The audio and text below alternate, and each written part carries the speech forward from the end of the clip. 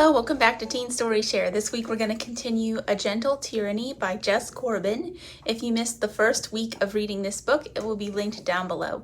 And we're going to be continuing chapter 1. The next morning, my first conscious thought as my mind sheds sleep explodes as a muffled yell into my pillow. Ciela, I'm going to kill your rooster! Light barely filters through the sheer curtains of my bedroom window, if you can call it light at this hour, more of a dusky gray than true morning. Another crow from Diablo, and I start thinking about chicken and rice, barbecued chicken, chicken stir-fry, and a feather pillow made from the rest of him. I know better than to think I'll fall back asleep, so I decide on the next best thing, an early ride. I'm in the large pasture behind our villa by the time the sun properly wakes. Despite my fussing at that cursed chicken, there's a small satisfaction in beating the sun at her own game. I haven't beaten Trey, though. I never do. As a gentle, he's always up before the sun to begin work around the finca, tending the animals, trimming overgrowth, hauling water. Well, unless he's sick, which happens as regular as the rains. Gentles might be amiable, obedient, and helpful, but they're also fragile, weak-bodied, and often ill.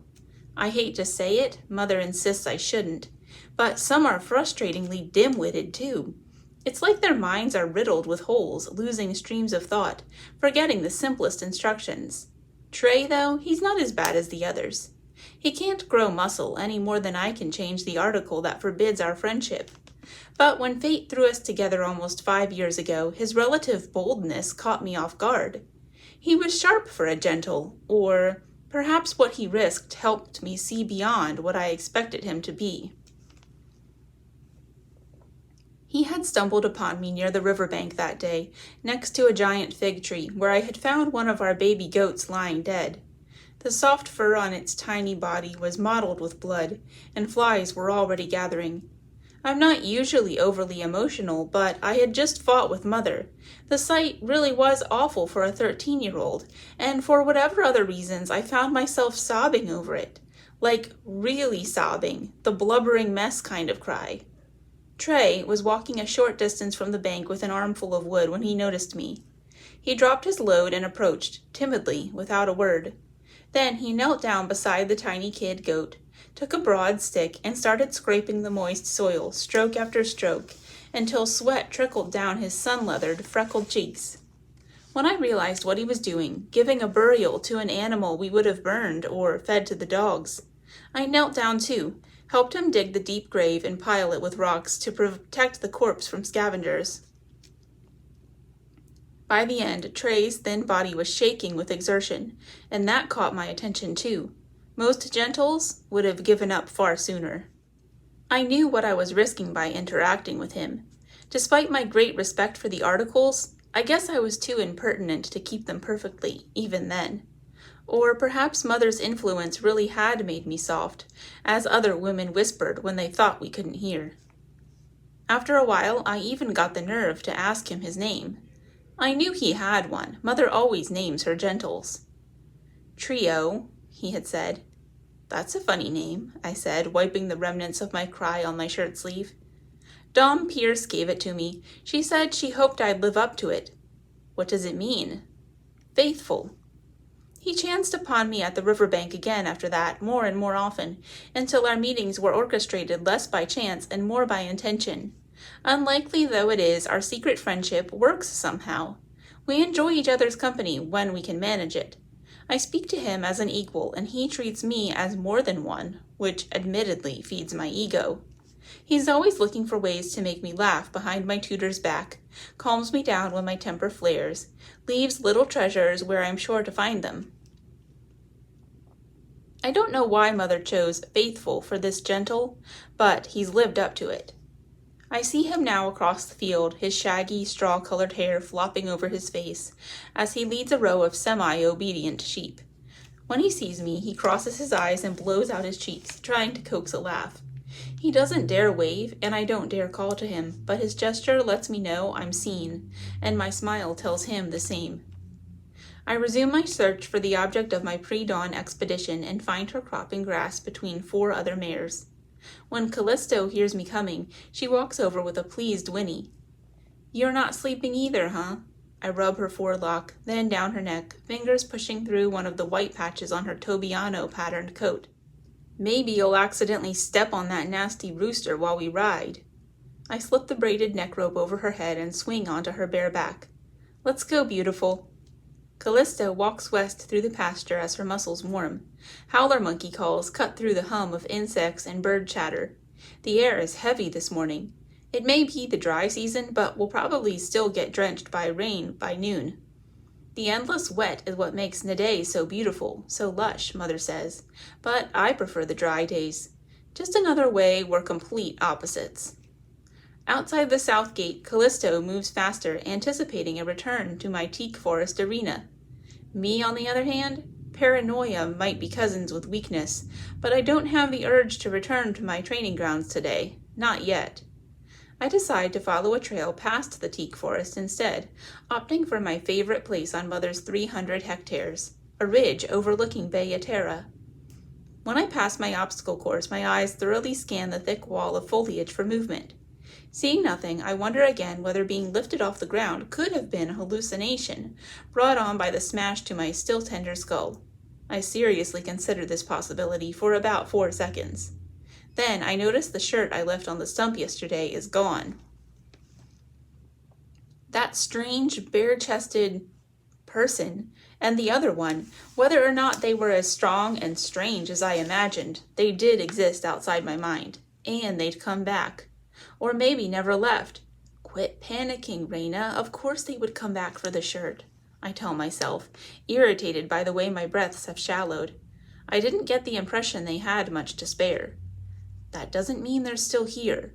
Still, I give Callisto a click and a squeeze with my calves, urging her to pick up her pace until we pass the teak forest entirely. I spend the next 10 minutes trying to puzzle out a logical explanation for what I saw yesterday. My sister, Ciela, home from the city and playing a trick on me? A gentle wearing goat skin? Each possibility sounds even more ridiculous. Once we reach the treeless ledge perched high on the edge of a foothill, boasting sweeping views of Bay Terra and beyond, my questions still. This place never fails to overpower whatever weighs on my mind. From the overlook, the white buildings of Bay Terra resemble the dollhouse set my oldest sister, Jonalyn, used to play with when she was young. The smooth white walls of the casitas and outbuildings seem to glow from within, topped with perfectly symmetrical rows of red-brown clay tiles. Papery bougainvillea shades arched doorways, and a tiered fountain shines like a new coin in the pebbled courtyard. Sheep, llamas, and horses graze in their respective fields, and a small column of smoke curls up in wispy fingers from the outdoor kitchen.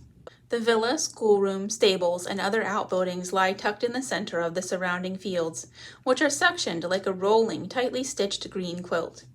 The property is hemmed on the north and east by the coiling, twisting Jabiru River. I can just make out a large crown of leaves along its banks belonging to the fig tree, where Trey and I often meet during his afternoon break. The pastoral scene is familiar, though not particularly inspiring. For a muse, I turn my attention east. Squinting toward the sun, I search for the only tall buildings in all of Nede, which mark our capital, Phoenix City. I find their outline flanked by the shimmering halcyon sea.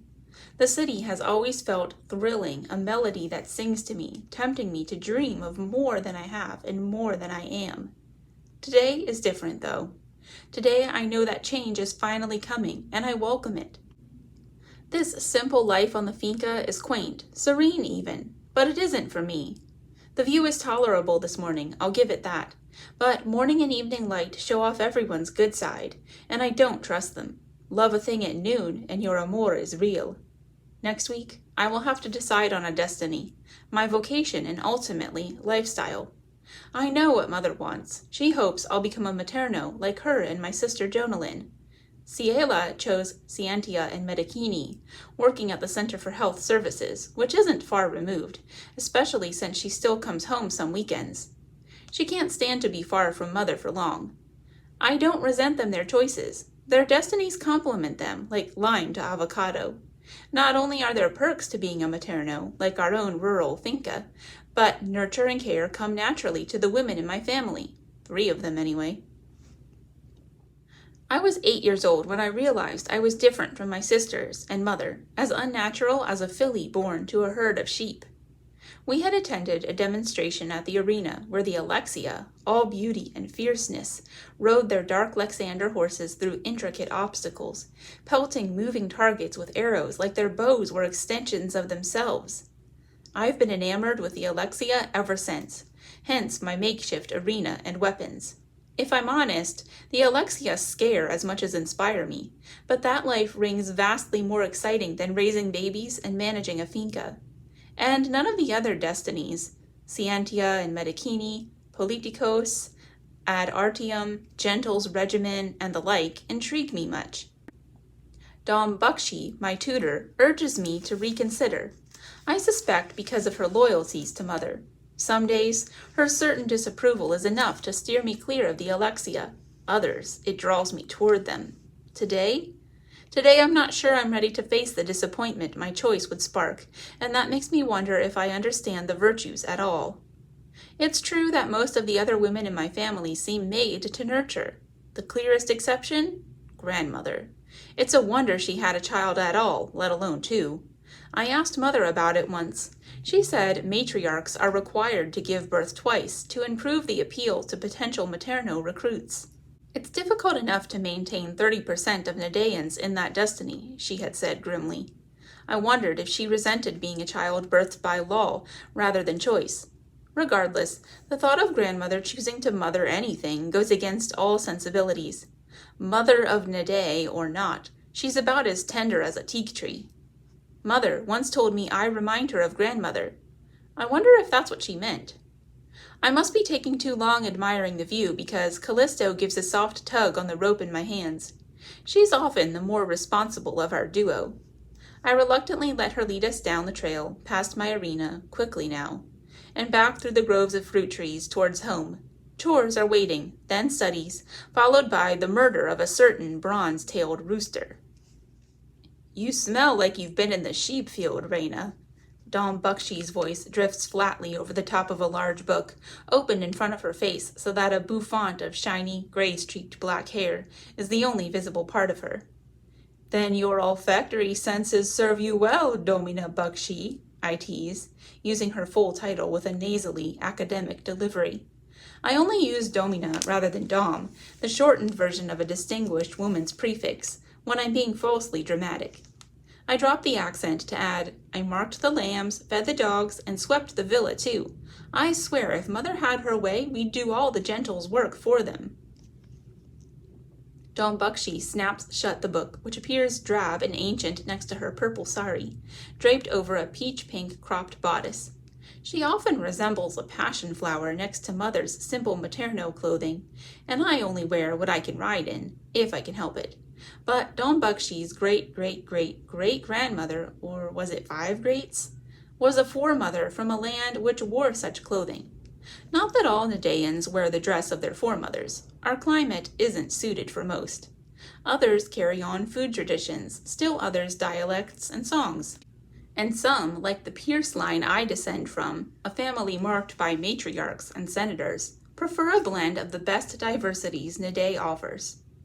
My tutor raises her chin, and I know what's coming even before she says, We'd be better off if more daughters of Nede knew how to take care of themselves, as in the earliest days of our matriarchy. Back then, the gentles were too young to work, and our survival depended on our own ingenuity, ability, and grit. You're lucky your mother knows the value of such things. Her words are so predictable I have to force down a laugh. We've had this conversation dozens of times over the years. Mother makes us learn some of the gentle's tasks, farming, cleaning, washing clothes, and the like. Me and my sisters complain, and Dom Bakshi reminds us of the virtue of hard work and the rarity of our mother, a woman who came from privilege, yet values character in all life. And then we roll our eyes while knowing full well she's probably right. Besides, she adds, you clearly haven't been worked too hard, or that attitude of yours would have been curbed by now. It's her turn to smile. Dom Bakshi is at least twice my age, speaks 5 languages, and is usually a model of professionalism. But every once in a while I catch the faintest bit of sass, hinting that her sharp wit doesn't always squeeze into the perfect tutor mold. After nearly 18 years spent under her teaching, I've learned more from her than Latin, mathematics, history, and music. I've also inherited her intensity and questioning spirit, and I'm proud of it. On my way to the far side of the room, I pass half a dozen small desks arranged in rows. Those are for the gentles, though we're never taught at the same time. My own, larger desk is littered with charts, books, papers, and a wooden monkey I carved with my first knife when I was 10 years old. Got my first stitches whittling it too, and as Mother tied off the last knot, I vowed I'd never get rid of that monkey, being bonded by blood as we are. So there it sits. He grins up at me with a crooked smile. The two other desks positioned adjacent to mine have been collecting dust since my older sisters finished their tutelage and began their destinies. If I were a more sentimental person, I might get choked up at the thought of my own desk's fate, which, following today's final lesson, will follow suit. But I'm not, so I don't. No, I'm not sentimental, or so I'm told. I take in the familiar smell of oiled wood and the flower garden behind the schoolhouse. I notice the large map of Nede on the wall, the shelves of books, so rare, my inkwell and favorite curacao tail feather pen, the plaques of Nede's virtues, taken from Article 5 of our Constitution. I notice them all without sadness. I celebrate what I've accomplished here, but the future is coming too fast to waste tears on what's behind me. Dom Bakshi, I say, thankful she will have already moved past my initial ingratitude. How did you know you wanted to be an ad artium? And why be a tutor instead of, I don't know, a painter? She sighs, sympathy replacing her irritation with me. You still haven't decided yet, have you? I shake my head. Perhaps she realizes that one more day of lessons won't define my educational career, because she pushes aside the chart intended for today's teaching and sits down beside me. Well, she says, the important thing you'll remember is that you can't make a wrong choice, Reina. Every destiny is vital to the success of Nede, and every woman has a dignified role to play. The jobs we do are as unique as the women we are, all colors, all sizes, all peculiarities, all languages, all heritages, brought together as one people of equal worth for the safety and good of all. So whether you choose Scientia and Medicini like your sister Ciela, or Ad Artium like me, or even Alexia, she gives me a knowing smile, your only task is to follow your heart. How lucky we are to live in the days of Nede. I've heard the speech before, but I'm grateful to her nonetheless. Yes, lucky. I can't imagine what it would have been like to live in the world before Nede, in those faraway places where brutes ruled over women, hurting them by, well, I don't know how, but it must have been terrible, because the foremothers declined to record the atrocities in our history parchments. I can't imagine what those women went through before most of them and all the brutes were wiped out in the Great Sickness. If the foremothers hadn't already been fighting the brutes and working on important medical advances, they would have died too, and never have found the key to curing their sons from the inferior genetics that caused brutishness. Because of the foremothers' courage and insight, the sons of Nede were freed once and for all to be their true, gentle selves, able to use their best gifts for us. Unlike the women of long ago, I've never been anything but safe. I mean, Nede isn't perfect, but I've never been in any real danger. Most women are happy to abide by the articles of our Constitution, and the Alexia would make a short history of any dissenter. The Alexia. Just the thought of the slick-clad, bow-wielding, imposing, but impressive peacekeeping force of Nede fills me with both excitement and fear. Not fear of what I would face, squabbles between finca owners, the rare materno who won't part with a gentle, or an occasional wild animal venturing from the jungle are hardly terrifying, but with whom I'd face them. The Alexia are known to be stern, strong, and steely. The whole group of them is tough as a coconut, rough and hard, unless you're on the inside. I'd like to think I'm strong enough to make it in, but what if I'm not? Dom Bakshi continues, Imagine if no one chose fabricatio. Who would teach the gentles to make and sew cloth, fashion carts, or press the very paper on your desk? We need women in innovatus as well, to use the few natural resources and repurposed materials we have at our disposal to create new technologies and maintain those the foremothers inherited when they arrived, like the phone in the villa, or the center's important medical machines. And of course, where would any of us be without the maternos, the faithful women who sacrificed their bodies and decades of their lives to bring new life into this world?